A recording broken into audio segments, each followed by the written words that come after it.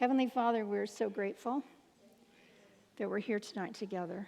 It's such a blessing, Lord, to be able to gather and study and learn about you and to eat together and fellowship and enjoy one another and become more and more connected. So we thank you, Father. We give you praise and honor and glory tonight. Amen. Yeah. So last week I was the angel bringing good tidings of great joy. Well, tonight I got more great joy and good tidings. It's the rest of the story. So we get to talk and think about repair tonight. The good news is that no matter what the rupture's been, we can always, with the help of the Holy Spirit and the skills that we learn, we can repair, we can recover, we can resolve our conflicts, and there's thriving and life on the other side of that. There's death if we don't, okay? So it's really my greatest desire is that you really grasp how important this is spiritually. It's I just know that practicing and learning to do this is important for the kingdom to be able to come and dwell in and amongst us. Jesus told the disciples to wait, go to Jerusalem and wait, and the Holy Spirit will come. And on Pentecost, the Holy Spirit fell on the disciples because they were all there together and they were in one accord. They were of one mind and one spirit. They were in unity. So I just say that we can have increasing unity right here as family and friends and church family. And it's necessary, though, that we work for it. It doesn't just happen. It doesn't just fall out of the sky. We have to work for it. Ephesians 4, 1 through 5.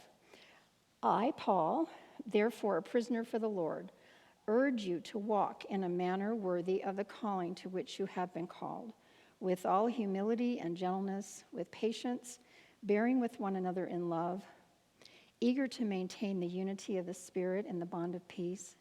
There is one body and one Spirit, just as you were called to the one hope that belongs to your call, one Lord, one faith, one baptism,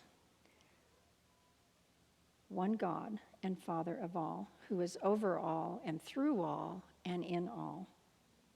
So we maintain the unity and the bond of peace when we confront our misunderstandings and our miscommunications, and when we resolve to repair them. That's how we work on it. That's how we, maintain it. So I declare over us, Rock people, that we will begin to see our conflicts and ruptures as opportunities. And we will not run from them. We will run toward them because we see them as a way to. They're really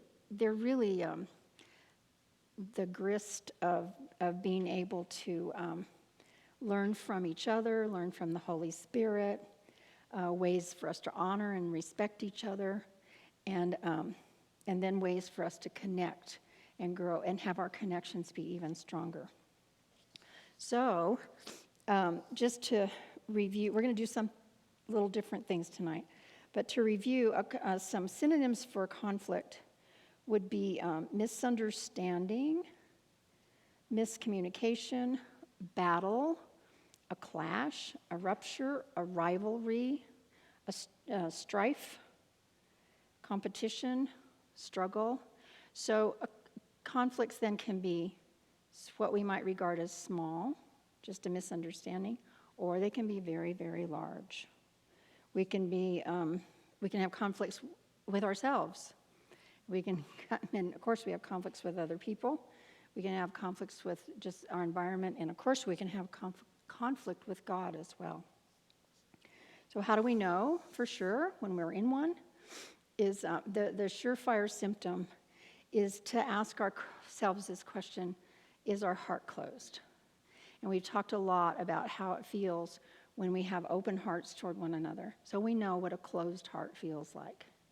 So we ask ourselves, is my heart closed to the other people, to the other person, or is it open or is it closed? So then if it's closed, that's our cue, and we know that that's when we need to talk to God about how to resolve whatever it is. So this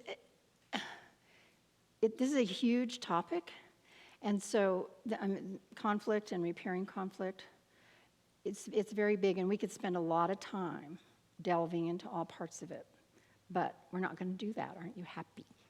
We're not going to do that. Yes, we're gonna kind of hit the surface and just have some fun with it tonight, and I will give you some resources after that we can take away and use in the future. I'm hoping you'll tuck it away, and when you have that big thing to deal with, you can haul it out and say, oh yeah, how should I do that? How can I go about it? And it'll be there. So what we're going to do